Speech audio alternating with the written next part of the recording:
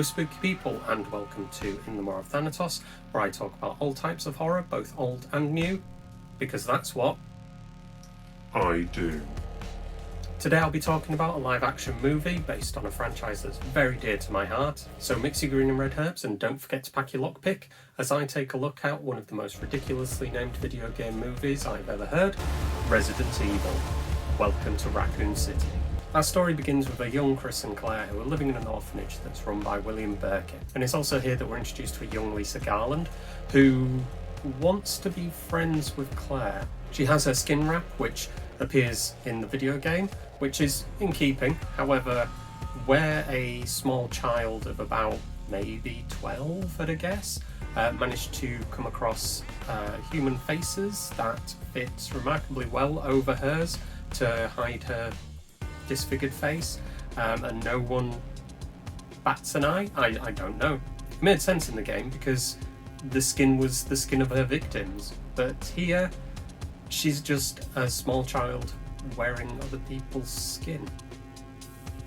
Anyway, there's a nurse here that I kind of think is a weird reference to Lisa Garland from Silent Hill, which, okay, fine, you know, the time period that Resident Evil came out and it inspired Silent Hill, obviously, that's fine, but not Lisa Garland is played by an older woman who doesn't look like Lisa Garland beyond her outfit. I don't know if it's accidental or what, but seems like a reference to me, which is one of many. After this, we jump forward to 1998. where Claire is getting a ride to Raccoon City from the truck driver from Resident Evil 2 remake, right down to the simultaneously gross-looking and appetizing burger on his dashboard. And because they need a reason to have a Doberman, he's driving with a Doberman in the cab. Said Raccoon City. Better you than me.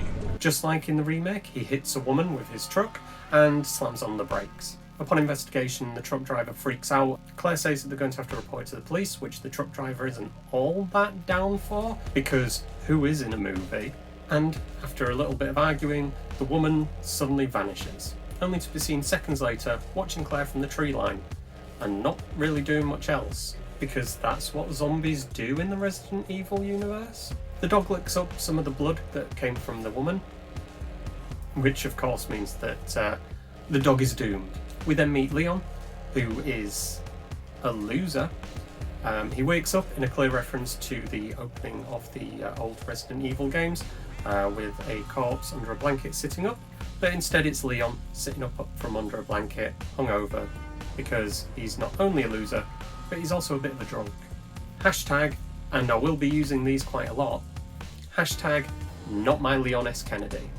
And then suddenly, Leon's at a diner, because time is not a factor in this movie. We're introduced once again to Leon, who gets a little bit of backstory to his character, which is not Leon's backstory. In terms of Leon's backstory, we find out that he accidentally shot his partner when in training, and because his daddy pulled some strings, he's been transferred to Raccoon City.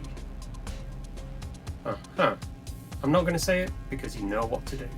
It's here that we meet the S.T.A.R.S Alpha team, who comprise of Chris Redfield, Jill Valentine, Richard Aiken, and Albert Wesker, who's a good guy. And here's the next one, hashtag not my Albert Wesker. Wesker isn't working for Umbrella in this version, and he never has done. Also, it seems to be that he's dating Jill. Okay then, never saw that one coming. Who was shipping Wesker and Jill? For those who are familiar with the games, they might notice someone who's missing. A certain weapons expert. That's right, everybody's favourite ginger daddy, Barry Burton. Barry! Where's Barry? Skip forward through some banter and some very unprofessional behaviour, and the S.T.A.R.S team leave, and Leon is left alone with the waitress of the diner, whose eye suddenly starts bleeding. To which her response when it's pointed out to her that her eye is bleeding, says, "Oh, it's been doing that the last couple of weeks." Because that's what I do. When I'm bleeding from somewhere that blood shouldn't normally be coming from, I just leave it. It's fine. The pair are soon distracted by a bad CGI crow flying into the window.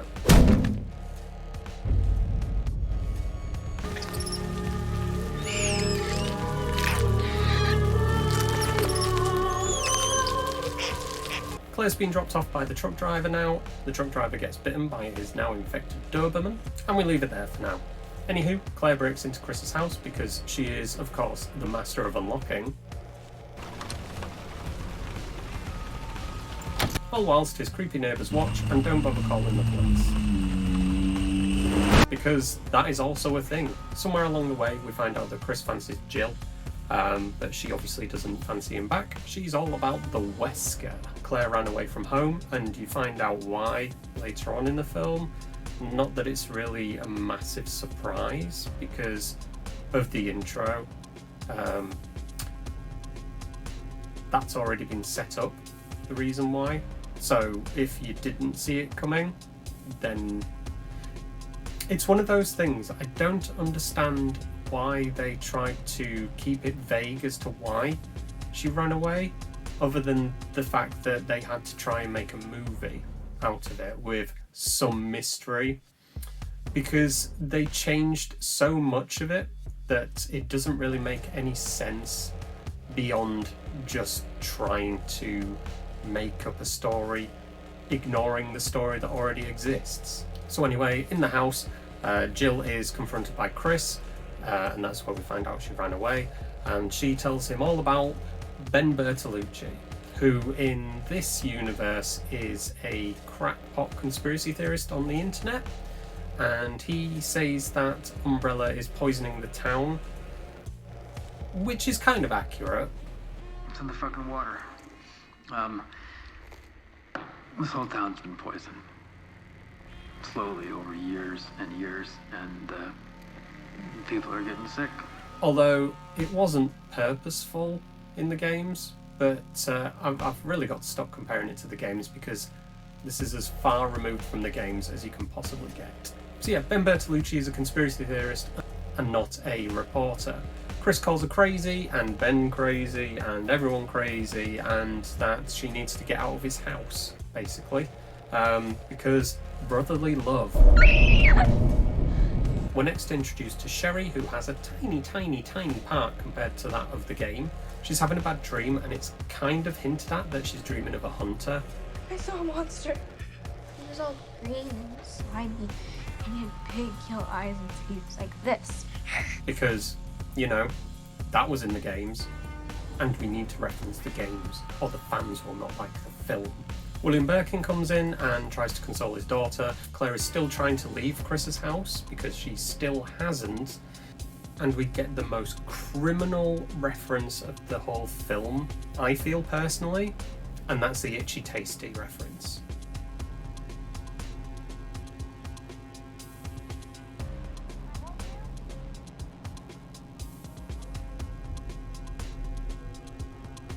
If you don't know what that means, then do you even Resident Evil? But it's terrible. It has no concept of pacing or building tension. It's just there because it was in the games. Another hop, skip and a jump, and we're in the S.T.A.R.S offices of the RPD.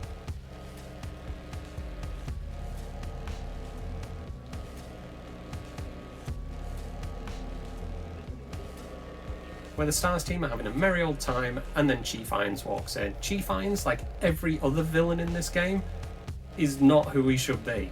He isn't working for Umbrella, and he isn't on the take. He's not trying to cover anything up. He's just a surly police chief, and that's the extent of his character.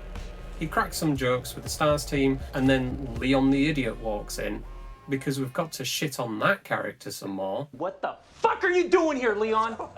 You said everyone into the briefing room, so here I am. I didn't mean you! Wesker gets a page in the meeting, and once it's finished, retrieves a Palm Pilot from his locker. What the fuck is this?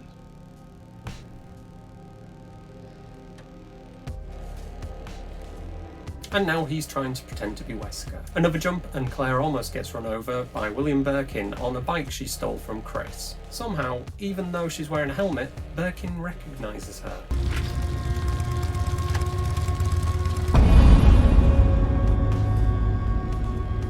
And we're treated to another flashback, where we find out a little bit more about why Claire ran away, which is because Birkin was going to experiment on her.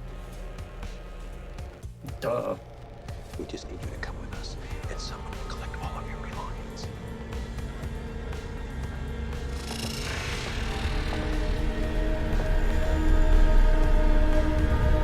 A now zombie truck driver crashes his rig and rolls and it explodes, and Leon, who is at the sergeant's desk, manages to sleep through the whole damn thing. Because, you see, Leon is an idiot.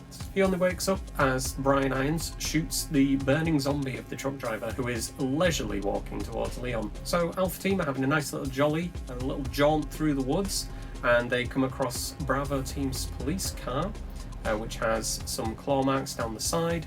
You never find out what creature it is, but the list of things that aren't in this movie that should be, as opposed to references, can be quite lengthy, and I'm not going to go through it.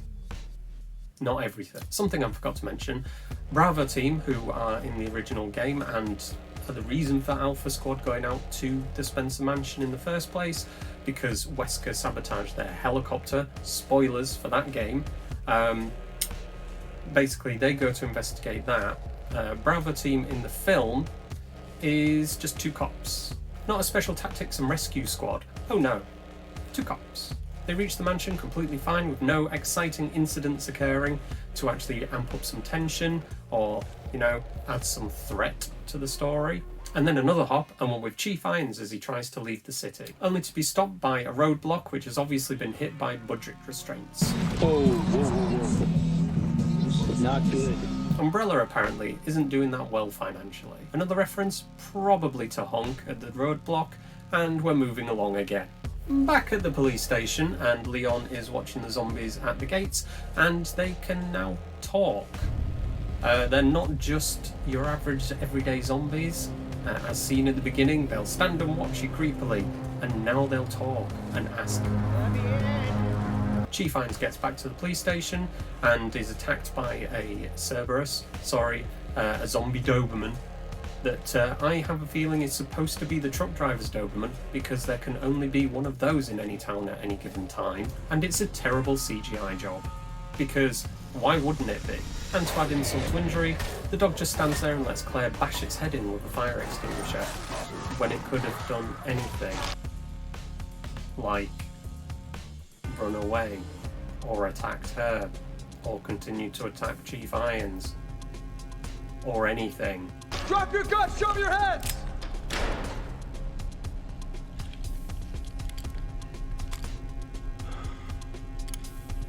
I've got a gun. Back at the mansion, and Wesker and Jill are walking down a corridor that seems rather familiar, and you are waiting for the jump scare. The one scene that they might have, nay, should have got right, and they didn't even bother, because why? Instead, Wesker takes out his secret Palm Pilot right in full view of Jill so she can see the map that's on there and ask questions, because he's such a smooth operator. I don't know why they made Wesker the way that they did. There's a lot of cutting around here at the mansion, so I'll just trim it down again, even more so. So Chris and Richard Aiken are together, having their little experience, and Jill and Wesker at the other end having their little adventure. So we're going with Chris and Richard at the minute, and they're attacked by zombies. Richard does nothing but let himself get bitten, and he dies. Then smash cut to Brad playing Snake on his phone, and Chris is left fighting for his life.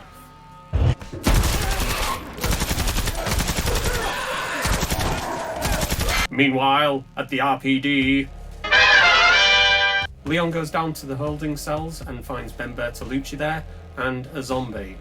Instead of killing the zombie, he doesn't do anything. Actually, he does do something. He lets Ben steal his gun, because Leon is just that good at being a cop. You think Umbrellas spend all their time making aspirins? Those vitamin tablets? No fucking way. Jesus Christ. Hey, whoa! That's... Open the goddamn door. It's my gun. Ben then gets killed by said zombie rather than Mr. X, although I'm sure that there is a Mr. X reference somewhere within this mess. Back at the mansion, Jill finally pieces it together and realises that Wesker is being paid by someone, because she didn't see the map, like, I don't know, 5 minutes ago, 10 minutes ago, an hour, a week. I don't even know. This film goes on forever. For some strange reason, Claire and Leon decide to go to the orphanage where Claire grew up. and we're finally introduced to a creature, a licker. The only creature we'll really get to see, other than Birkin, spoilers. Lisa, now an adult, somehow managing to have crafted a adult skin shroud without anyone noticing, tries to warn Leon, and of course Leon, being an idiot, completely ignores her and triggers the licker.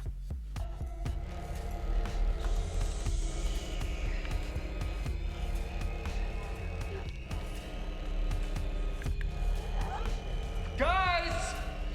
Hines is then killed by the licker, and then the licker's killed by Lisa. Next thing she does, she helps them find the secret elevator down to the lab, which of course they go down to. And then we go back to the mansion, and Chris is using the endless clip cheat and shooting zombies, endlessly. He never ever reloads, just popping them off non-stop, one at a time. No end. And then of course he runs out of bullets just in time for Jill to save it.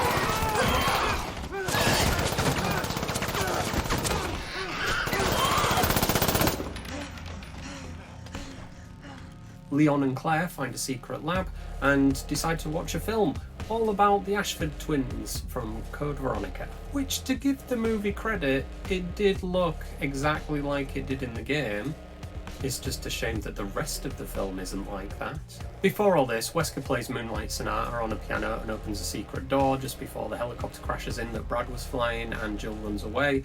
He goes down the corridor, an endless corridor might add, which just looks to go on for miles, which somehow goes from the Spencer estate over to the orphanage, and there's no transport system. He's just legging it the whole way. He's just running, because Wesker obviously focuses on cardio. Now normally this is the place where I would end it thereabouts, or try to keep things more vague, but you know what, fuck this movie, and fuck no spoilers. So here's the rest of the film, and I'm going to try and do it as fast as I can, because again, fuck this movie. Wesker finds the lab in which Birkin is trying to get together his G-virus samples along with Annette and his daughter Sherry. Wesker shoots Birkin, who fires back and hits Wesker. Annette injects Birkin with the G-virus and then tries to shoot Wesker and gets shot in return. Sherry runs away. Wesker then gets shot in the back by Jill and pulls his gun on Sherry. He then apologises and dies. Birkin wakes up and starts to mutate, and he goes after Jill and Chris and Leon and Claire. He taunts Chris because that's his character apparently in this. He's not just a scientist. Evil, but, you know, he's true evil now. Hashtag not my Willy B. Claire saves Chris and then Chris shoots Birkin to die. All our heroes meet up and they find a train. Birkin mutates. Sherry is fine. The mansion implodes. Birkin gets into the train looking like a terrible generic CGI monster. Leon shoots a rocket because all Resident Evil games end with a rocket launcher scene. Birkin just stands there and lets himself die. Now Raccoon City implodes with a cow that reminds me just a little bit too much of Twister, and it's about the same quality of CGI. That isn't me saying the CGI in Twister's bad, just that nearly 30 years on, it should look better. A text scroll pops up where we find that there were 0 survivors. Oh no. But wait, who's that walking out of the tunnel? It's all of our heroes! Yeah! But wait, there's more. Fast forward through the credits to get to the post-credit scene. Wesker sits up in a direct reference to the Resident Evil remake, so that's twice the same reference has been made in one film. Wesker unzips himself from the body bag and bitches about his eyes, and then scurries off to a corner. Ada walks up, and you know it's Ada because her name was in the credits before this fucking scene happened, and she gives him his trademark sunglasses. The end. Welcome to Raccoon City was written and directed by Johannes Roberts, who also did things such as 47 Meters Down, 47 Meters Down Uncaged, and The Strangers Pray at Night, or The Strangers 2, whichever you prefer to call it as. In terms of direction, it is what it is. He points the camera where it needs to be, and he films it, and that's about all that can be said. In terms of the writing, Resident Evil Welcome to Raccoon City, how do I put this? It's not a Resident Evil story. It may take elements from the games, but Resident Evil it is not. Be under no illusions that it's a Resident Evil story. It takes core portions of the game franchise, well, from 1 and 2 mainly, and smashes them together with seemingly very little understanding of what made them scary and what actually made them good stories. It seems to be that a lot of the actual writing is literally just fan service. Like, hey, remember this bit? Hey, you remember this? Well, it's in the film. The fact that they vomited it onto the screen with so little real care to the story itself. References are all well and good, but without the actual storyline, it's kind of redundant. I mean, the Itchy Tasty reference, what the fuck was all that about?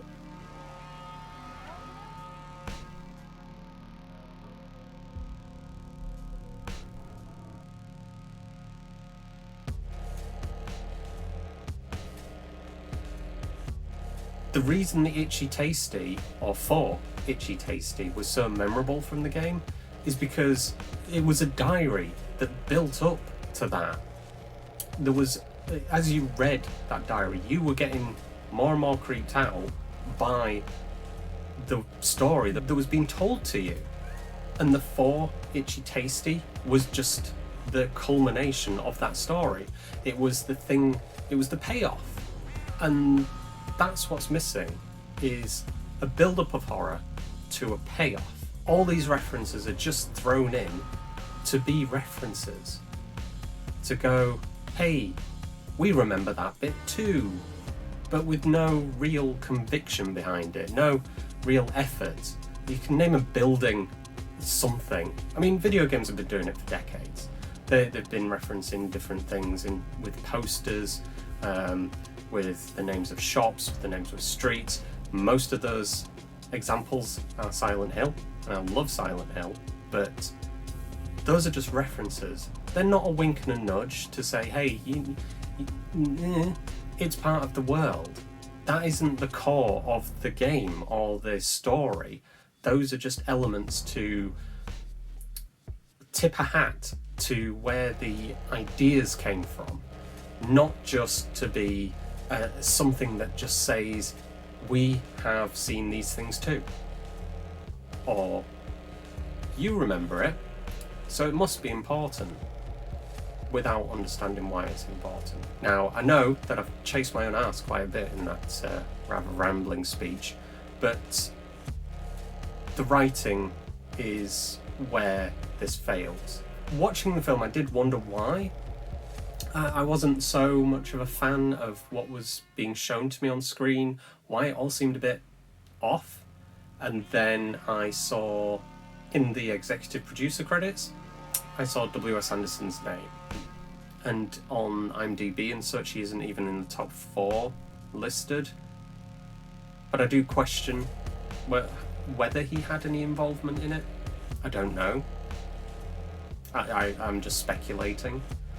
Let's be very clear, I'm just speculating.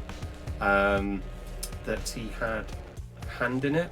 It wouldn't surprise me. It feels very much, or rather it feels far too similar to his 6 film series to not have been influenced by him in some way. Now, those of you who don't know, Paul W.S. Anderson did Mortal Kombat, which people argue is the best and the only good video game adaptation. I would argue differently. Yes, it sticks to most of the sort of lore of the franchise at that point, but it's a beat 'em up. There isn't too much to it in terms of story. In fact, story is shoehorned in to make it a film. They actually added to it. The reason why that's seen as being a good film is because they add to the lore.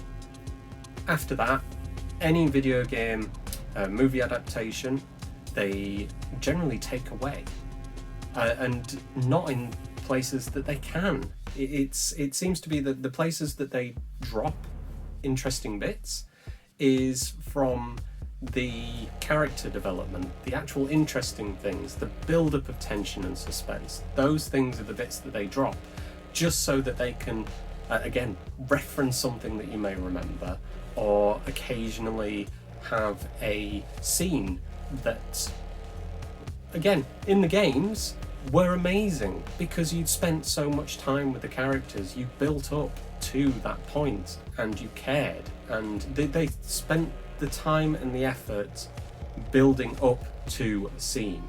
Whereas, like in this, there is so much going on. There are two main storylines simultaneously occurring when there should have only really been one, and a subplot.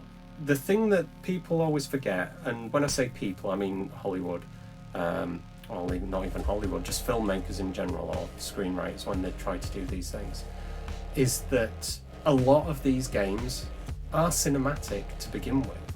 They don't need very much work in order to become a movie. They just need some of the fat trimming, which is generally the bits where you're playing the game. There's a channel, I can't remember what it's called off the top of my head whilst I'm doing this, I really should have written it down. They take the cinematics from a game, put them all together, a little bit of gameplay in between, just so that, you know, there isn't just suddenly a jump to a different location. They put it all together, and yes, the films can end up being about 3 hours long, but they're good. They are extremely well made. In fact, I'll pop a link to the channel down below in the description, and I suggest you go check it out. The Alien Isolation one is amazing. I've watched that a couple of times. Love Alien Isolation. Sometimes you don't want to spend 40 hours plus crouch walking around Sebastopol trying to avoid the alien. You just want the story. I know that part of it, like I just said, is the build-up of suspense and things such as that. They are cinematic games. The Resident Evil franchise is a cinematic game. They always have been. But for some reason, they just can't be bothered to look at them beyond the individual scenes and then take away the bits that they don't want for whatever reason. Prime example is Leon S. Kennedy, as you have to refer to him as. It's Leon S. Kennedy or nothing. The Leon in Welcome to Raccoon City, who is played by Ivan Georgia, and I do very much apologise. The Leon that he plays, or rather the Leon as scripted, is not Leon. Leon in Resident Evil 2, yes, he was naive. He thought the best in everyone in a strange way, to say that he's thrown into it all. But it's his first day on the job, he's young, inexperienced. And he just wants to believe that not everyone is out to screw him over. That may be proven to be wrong quite a few times in the game, but that's just his character. He wants to make the most out of the situation and believe the best in people. In the film, he's an idiot. Not the actor's fault, how he's portrayed, but it's entirely the script. He is a literal idiot. And nobody likes him, for Christ's sake.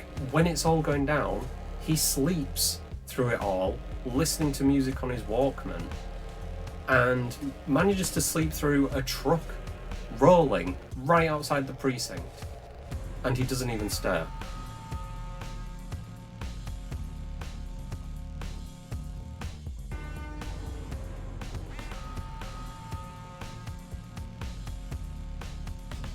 The thing that eventually wakes him up is Chief Irons shooting a flaming zombie that's walking towards him. What the fuck? I mean, what the hell? The scriptwriter, he literally said in an interview with Screen Rant that he wanted the film to be super, super scary and more faithful to the games. Liar! What the hell? What the actual hell? That is not Leon. Leon is naive, but he's a stand-up guy, and everybody likes him, and he's not stupid. He's just naive. That's it. Another scene. Leon gets his gun taken off him by Ben Bertolucci. Ben fucking Bertolucci steals Leon's gun. No fucking way. Jesus Christ. Hey, whoa, whoa. Let's Open the goddamn door. It's my gun. And again, there's another example. Ben Bertolucci in the original game series was an investigative journalist who stumbles across what Umbrella are doing and tries to expose it. Shit hits the fan, so he locks himself up in the police cells to hide, basically. In the film, for some reason, he's a crackpot's conspiracy theorist on the early days of the internet message forums, chatting away about how Umbrella are poisoning the city. It's in the fucking water. This whole town's been poisoned. But no one's listening to him. And then he gets arrested, and he's trying to get out of the prison. Like, even his character motivation is wrong. Ignoring the fact that he's not an investigative journalist, it just makes no sense. The shift that they made of his character away from trying to keep himself safe to just in jail for some reason. You don't find out why. And it isn't because Chief Irons wants him in there, because Chief Irons, again, another thing that's taken away from the games, is Chief Irons isn't even on the take. He's not being paid by Umbrella to cover up anything. He's just a surly chief of police. Hey! Okay, Chief, what's this all about? Yeah, what's with the alarm? Well, if you all shut the hell up for a second and listen. That's it. And it's things like that that really do detract from the whole effect. It minimizes the characters. It takes away from those characters. Leon's supposed to be a hero. Chief Irons is supposed to be a bad guy because he's a bad guy. And Ben Bertolucci is supposed to be a whistleblower trying to get the word out. And he's ignored or he's suppressed because Umbrella own the damn city. Nobody's listening to him because Umbrella won't let his story get out. Simple. That in itself is a small chunk of the game story, but it's an integral part. And again, they just messed it up. And I don't know if they didn't care. I don't know if... I just don't know. I don't know why they changed so much of the film for no reason that I could really see. Okay, so I've got to move on from that rant because, seriously, I'm going down a rabbit hole there. I've been recording for quite a while, and most of it has been me rambling, and I've probably cut out quite a lot of that. So, going back to facts, the budget of the film was $25 million, and it grossed worldwide $31,858,160. That isn't fantastic, considering the fact that this was essentially sold as the film that all Resident Evil fans have been waiting for. You think the year before, Resident Evil 8 came out, which I might do a review of at some point, but that sold amazingly well. It sold ridiculous numbers in no time at all. You had the remakes of Resident Evil 2 and Resident Evil 3, and again, I might do reviews of those because I think my opinions differ somewhat from other people's. Point being is that Resident Evil was very much in the public eye. It wasn't a franchise that was on its downward spiral. If anything, it was on its climb. So there's no real reason why it shouldn't have made a lot of money. I mean, some people point to the virus as a reason why people didn't go, but it came out in December. And it went on streaming platforms. And it just... yeah, it seems to somehow have squandered what could have been a free marketing gimmick. So far as the film's concerned, it didn't cost them anything extra for marketing because that was already all done. There were 2 great games. In fact, there were 4 great games that came before it. And 3 of those within the same 2-year period. So it's kind of a bit ridiculous that somehow they missed the mark and didn't manage to make an absolute killing. But there we have it. That could be people's attitudes towards the Resident Evil franchise in cinema. I mean, W.S. Anderson may have done too much damage to the franchise with films, even though Roberts has turned around and said that he liked the first of Anderson's films, somehow has ended up here with a film that should be, in his words, super, super scary. In terms of production design, can't fault Capcom for once. To me, Capcom is a little bit like Konami. They're a big company. They want to make the money. That's fine. Whatever. That's business. That's entertainment. But they actually seem to give a shit. They provided blueprints of the main halls for the Spencer Mansion, as well as for the RPD, so that they could actually, get it looking like it does in the games. Which they did a great job. The set design it's great. And I always say great in my videos. That seems to be my default. But the set design is really good. When they opened up on the RPD, or rather when the doors opened and you saw the RPD lobby with the statue in the middle and the sergeant's desk at the front, I thought, wow, this looks perfect. This looks spot on. It looks great. That's about where my positive or positivity towards the film sort of starts and finishes, is that the set design was really good. The acting is fair. They're doing what they can with the script and the butchering of the characters that they're playing. They do an okay job. Some of them are weaker than others. I would say that Wesker, #NotMyWesker, played by Tom Hopper, basically plays his character from the Umbrella Academy. Same guy, which, if you play the games, that's not Wesker. Wesker is a villain, and that's it. Yes, in the first game you don't know he's a villain, but he's not pally chummy with everyone.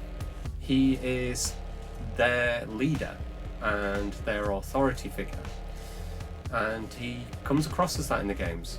In this film, he's everybody's best friend. Okay. $10. $10 says you can't shoot that off from here. And he's not involved from the start. He had nothing to do with the in fact, Bravo team, which they refer to as Bravo team for some reason. They aren't the Bravo team of S.T.A.R.S. They're a couple of cops who've gone to investigate a random dead body at the Spencer Mansion, which I've already mentioned all of this, obviously. But the fact that they refer to them as Bravo team when they're not, and Wesker hasn't sabotaged a helicopter, instead the car was attacked by something with big claws that you never see. Well, maybe it was the liquor, but then the liquor's a G-virus creature, so I don't quite get how that happened, unless you're playing Outbreak File 2, in which case it's an evolved form of the redhead zombie from the remake of Resident Evil 1. But anyway, that's me geeking out there. I'll stop. I'll stop there. This is probably going to end up a fairly lengthy video because, I can't help but ramble about this, and we're doing this unscripted. So all of this is just free form, thoughts, reactions. I say reactions, they're not initial reactions. I've seen this film now 3 times in preparation for this review.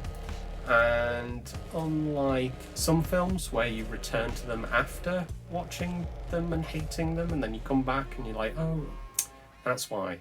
No, I haven't changed my mind on it. My first instinct, my first reaction was the one that I've kept. It's not good.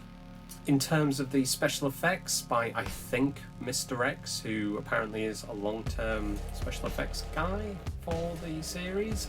And when I say special effects, I'm not referring to the practical effects. The practical effects are really good. Those work. They're spot on. Again, practical effects and sets, they're the good things. If you've got to watch the film, watch it for those two things, because that's about all you're going to find good about it. The CGI, which is what I'm talking about when I say special effects, I should just say CGI, they don't look finished. When I initially saw the trailer, and I saw the creatures on that, I sighed in exasperation, because I thought, oh, they've released the trailer with unfinished special effects, they've just rushed to get it out so that they can try and build up a bit of hype, thinking that, you know, they would just hold it, they just weren't finished, there was still work to do on them. Well, I was wrong. Those were the finished special effects, and they were not good. Yeah, that's all there is to say about that. They weren't good. They didn't look good. They looked cartoonish, dare I say. Very much did not look finished. They didn't look like they were part of the world. They just looked like they weren't ready to be put in the film. Maybe they weren't. I don't know. You don't know? That's right, Redfield, I do not know. Following the rabbit hole of the special effects, we get to, obviously, the creatures. There are, of course, creatures in the film. However, there aren't that many, considering how much choice they had from 2 games, remember, Resident Evil 2 and Resident Evil 1. They only chose to go with zombies, obviously, that one's a no-brainer. Haha. The Cerberus, and there's a liquor, which may or may not have been what did in Bravo Team. Who knows? You just see claw marks on the car, but nothing else is ever said about it. Of course, you've got Birkin, and you've got Lisa Trevor. Now, Lisa Trevor, for some reason, they decided to make a good guy. Not quite sure what the thinking was there. I mean, in the remake of the first game that she's introduced in, she has a tragic backstory and isn't a villain by choice, but she's a villain nonetheless. She tries to murder you on several occasions. For whatever reason, the film decided she was a good guy, and in fact, she actually helps the heroes escape at some point from the singular liquor that attacks them.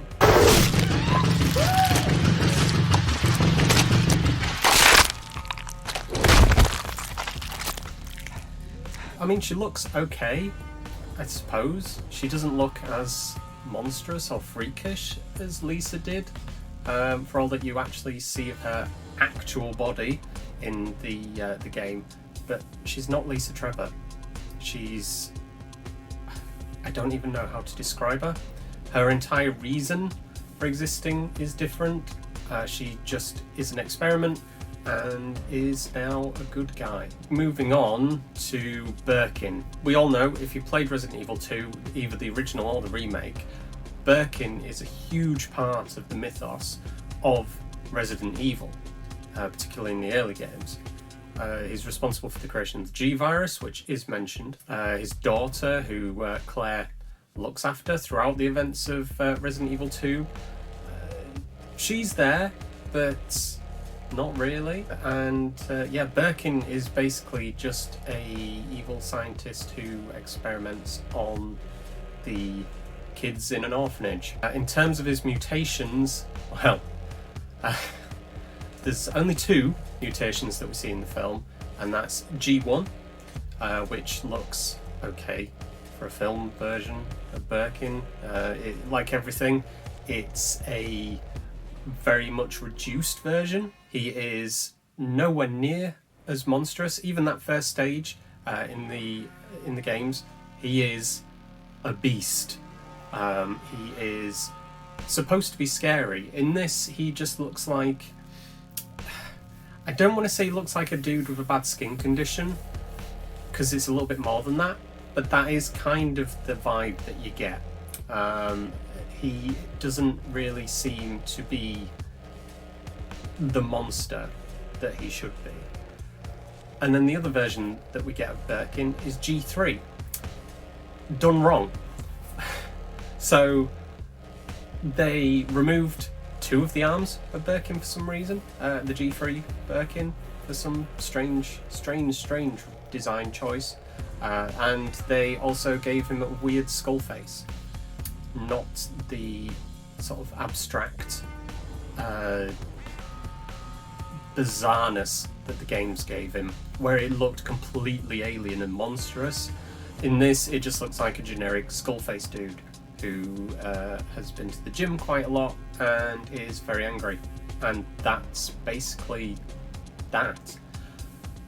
He does attack the train at the end because, you know, Resident Evil 2 is being made and supposedly sticking close to the games.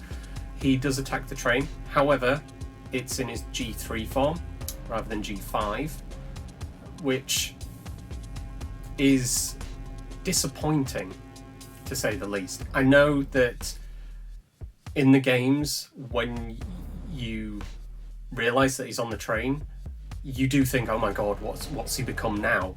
And nothing prepares you for the wall of flesh and teeth and tentacles that comes at you in that train car. Yes, he is pretty ineffectual in terms of how quickly he can get to you and kill you and attack you, but it wasn't expected at the time when you first played those games. Wasn't expected. You expected some generic hoppy jumpy guy. Basically, what we ended up with in the film. He is just an angry dude with a skull for a face. So that was disappointing. If you haven't got the picture yet, this film can be summarised as disappointing. The references do get a bit ridiculous, and you can tell when things aren't going to be in the film. Like when Jill says this. What would the worst way to die be? What? Be swallowed whole by a snake or eaten alive by a great white shark? You know for a fact that Yawn and Neptune are not going to be appearing in the film. You know that there is going to be no giant snake and no giant shark.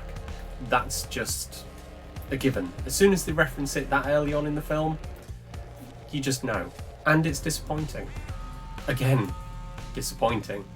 And the thing is, it's things like that that made the original game what it is. I mean, it's ridiculous. A giant snake and a giant shark, yeah, it's ridiculous. But it was part of the game, and it made sense in terms of the universe and the experimentation and things like that, and the accidental leaking of the virus, and them not knowing really what it did. It all made sense within the universe, and I think that's the problem with a lot of the films that are adapting video games, is that they don't understand that a lot of the stuff that's in the game, as ludicrous as it is sometimes, it works in that universe, and they just don't have the balls to do ridiculous things like that. Instead, they'll do other ridiculous things that make no sense, but there seems to be this invisible line that they just won't cross, and I don't understand why, because they're video games, and it's fiction, it's science fiction. Just that genre alone has so much potential that is plumbed so heavily by films and books and comics and everything. Just because you put horror after science fiction doesn't mean that you have to lean more one way or the other.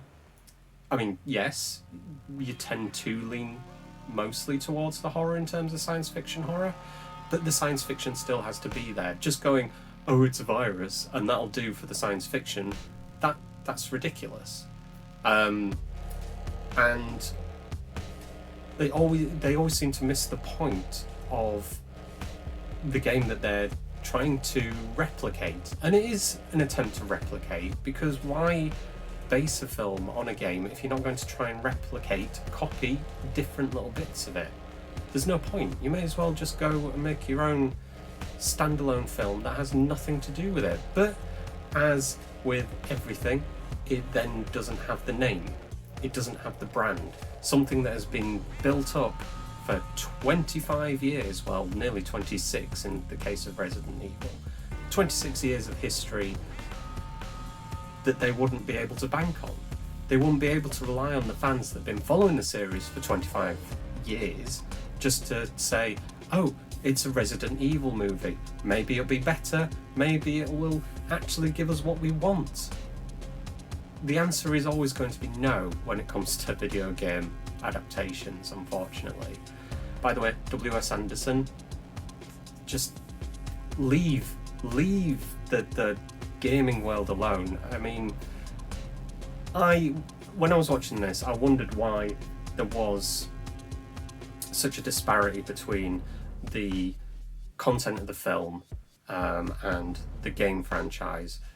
The fact that they cram two video games together and think that there's enough time to build character and horror and suspense and anything interesting, and just vomit it out onto the screen and expect us to just be fine with it. It needed to be two films, if anything. The big problem I have with video game movies, in general, not just this one, is that they always say that it's for the fans and they throw in references left, right and centre without actually taking the core elements of the game, which, as said, that's just what they do. What we want to see as fans, and I know I don't speak for just myself, although I can only speak for myself, but I know that there are quite a few people out there. When we go to see a film version of a game that we love, we pretty much just want to see that game. Warts and all. We want to see an approximation of what we've been playing for so many hours and invested so much of our lives and entertainment expectations into. We want to see the game up on the big screen. We just don't want to have to play it for hours. We just want to sit down and watch a film of what we love. And people say that transferring the game medium over to this big screen is difficult. That may be true in some regards. I can see where they're coming from. However, for the most part, it does feel a lot like laziness. Because in this day and age, where studios are obsessed with remaking everything, giving us the exact same thing over and over and over again, it doesn't make sense why they have such an issue with giving us the same thing from a game, from a different medium. They convert books, and for the most part they stick to them. I mean, they do remove bits and pieces, but for the most part the key elements are there. They aren't just scenes randomly picked from the novels strung together with a nonsensical plot, or a plot that doesn't even exist in the books. Remakes, they generally just remake the film for the most part.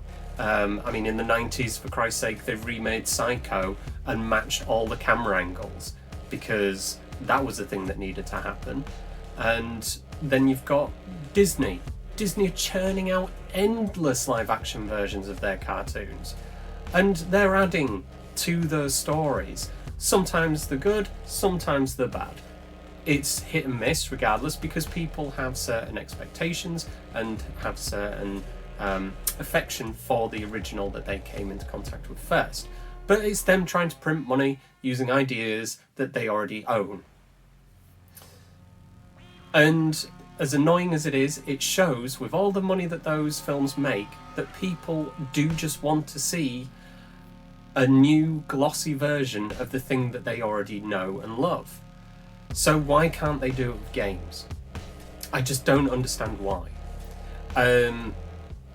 I mean, if you want a good example, I suppose, of how if they stuck to the core elements of a story, or even just told most of the story that already exists for them, all you have to do is look at the Marvel universe.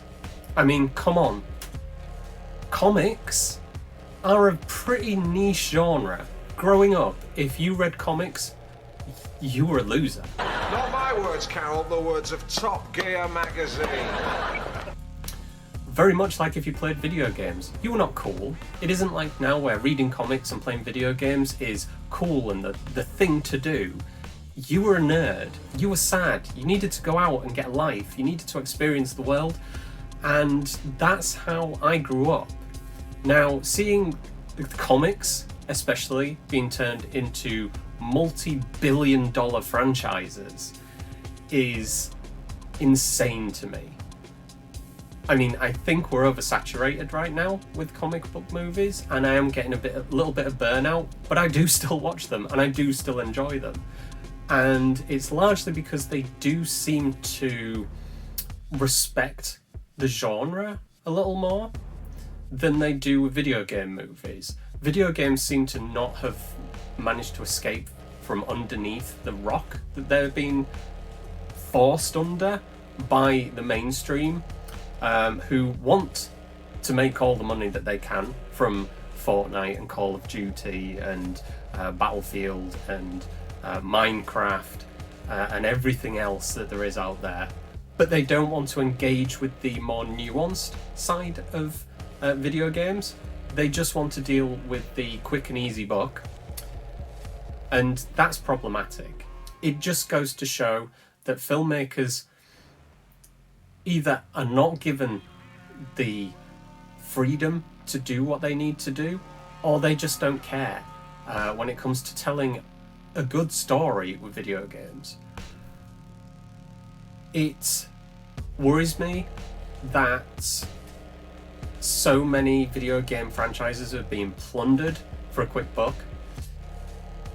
It largely feels like they are just going for the name, the brand, the thing that people have spent their entire lives, not just the fans, but the people who make the games, spend their lives crafting an experience that people will want to engage with and devote hours and hours of their free time experiencing. And I don't think studios really get that there is a lot of work and passion on both sides of the gaming industry, and that needs to be respected. I just think that there is a lack of respect from the studios when it comes to video games still. And the problem is there's no one to take a chance.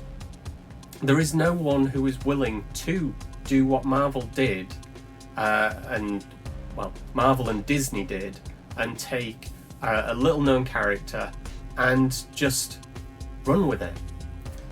Actually write a good story, take everything that needed to be taken from the existing material and go with it. Just make entertainment and make it entertaining. There seems to be no interest in that when it comes to video game movies, and Welcome to Raccoon City really does feel like very much that, more so than the W.S. Anderson versions. I don't know how this feels worse than those and like it cares less. It just disappointed me on so many levels, and it was insulting to see them take two of the most influential games in the survival horror genre. I mean, hell, one of them created, or more or less created, the survival horror genre. I know there were examples before, but Resident Evil 1, the original, launched survival horror properly. It made studios want to make their own version. Off the back of Resident Evil, we got Silent Hill, we got, eventually we will get Dead Space, we'd get so many examples of survival horror, and the lack of consideration for the people who made those games and the influence that it had on not just gaming but horror in general it's startling to me. I just cannot believe that there are studios who would just completely throw everything out and just bring back the little bits just to try and keep the fans happy whilst they try and take the money from your pocket just because you recognise the name Resident Evil. And it's wild that we live in an age where gaming and comic books and nerdy things are in vogue, but it really does feel like a lot of those nerdy things are just being plundered by people who do not care and do not understand and are only doing it so that they can make some money, which I know we live in a commercial society. It's all about making money, but that doesn't stop you making good products. It doesn't stop you making actual well-crafted entertainment. And I really wish with all my heart that people will start to take things seriously, or at least give the people who do understand that the freedom to actually explore things and just make something good. That's all I want. All I want to see is Resident Evil. Hell, all I want to see is a good survival horror game turned into a good horror film. And so far, they're not succeeding. And it's got to the point now where any attempt at making live action versions of video games, I mean, it did already to some extent. That ship's long sailed as any form of hope for me in terms of that. But I still go into them wanting to be surprised, wanting someone to prove me wrong, to show that it was worth the ticket of admission. I just don't hold much hope that it will happen in the near future, if ever. I just don't think they ever will, because I don't think they care. Well, there it is. There it is. So finally, would I recommend Resident Evil Welcome to Raccoon City? No. No, I wouldn't. I certainly wouldn't recommend it to fans of the Resident Evil game series. It skips over a lot of the content and in fact crams far too much into one mess of a ball of nothingness. It's a completely forgettable film. Characters are just wrong. They are not who they are supposed to be. I say again, hashtag not my Wesker, not my Leon S. Kennedy, and not my Willie B. None of the characters are anything like who they should be. Their motivations are completely skewed into some weird, I don't even know. They're just not the characters that they're supposed to be. It's offensive. I mean, as I stated, Leon being such a goober? Seriously, who hated that character? Did someone have a bad experience with Resident Evil 2? Or maybe even Resident Evil 4? Because at no point is he like that, as I have already stated. For fans of the W.S. Anderson film series, I wouldn't even recommend it to them. As terrible as those films are, this is somehow worse than the later entries in that franchise. And I don't understand how that's even possible. It's infuriating as to how wrong they got this. I cannot understate how disappointed I am. I was looking forward to this, but it just feels unfinished, messy, rushed, like they wanted a franchise, but nobody was willing to foot the cash for one. So they just crammed two of the most important games together and just got rid of the most interesting location from the Resident Evil series, the most famous location in the Resident Evil series that everybody loved. Growing up, I always wanted to spend more time in Raccoon City. When they released Outbreak, I was so happy because I got to see more of that story, because it wasn't just an isolated, singular story like all of the other ones have been since. All the games have been very... I mean, even 6, as much as people dislike 6, and it's much maligned in the fandom, I would say it was fairly interesting, the fact that you got to see so many different locations in a single game. It was 4 different games in one. True, the only one worth playing was the Leon campaign, in my opinion, but that's just my opinion. I kind of liked 6. It was fun. Me and my friend played it quite a lot together, and we played it online, and we played it a lot. Usually, we played the Leon bit over and over again. Sometimes the Chris, in the early stages of the Chris levels. Not so much the Sherry part of the campaign. That was the letdown. I could see what they were trying to do, but they failed to get it across cohesively. Anyway, I'm going off topic. It's not supposed to be a review of Resident Evil 6. This is Welcome to Raccoon City, which just, yeah, it was a major, major disappointment. And it's taken me a long time and a lot of viewings to actually get this review out there, because I just didn't know what to say. I was very much disappointed. And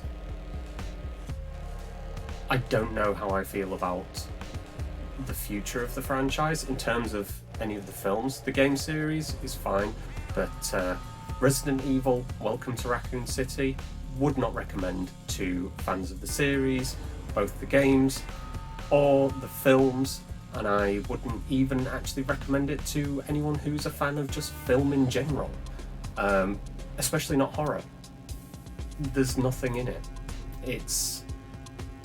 I don't even know what the impetus was behind making it. There seemed to be no real love for the franchise.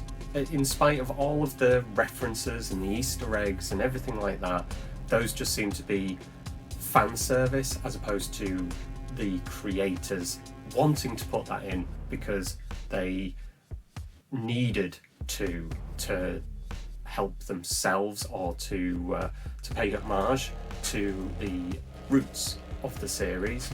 It just seemed to be their very, very weak attempt of appeasing people like myself who have been fans of the games for as long as they can remember. I've been playing this game series since I was a child, and it's important to who I am, and they seem to have no clue that that's even a thing. It's just something to try to make money off of, and that's the state of film. I know that's where we're at now, but it's a shame because fans of the horror genre and of the game series itself just keep getting shit on by corporations and companies and people who do not care. They're just in it for the money. And I'll stop there. This is turning into a huge rant about the industry, and that's probably not why you came here, to listen to me ramble on about all the failings of the film industry and where we are currently and where we probably are heading. You don't want to hear that. You came here to listen to me ramble on about Resident Evil Welcome to Raccoon City, and I hope you enjoyed the video. If you did, then please leave a like and subscribe. Leave any comments you have down below, and yeah, that's me. So stay safe, stay weird, and most importantly, stay spooky. Thank you for watching. Goodbye. That was too close. You were almost a Jill sandwich. Hey! You snooze, you lose. What? It's Jill sandwich now. It's Jill sandwich now. Sandwich. Jill sandwich. Jill sandwich now.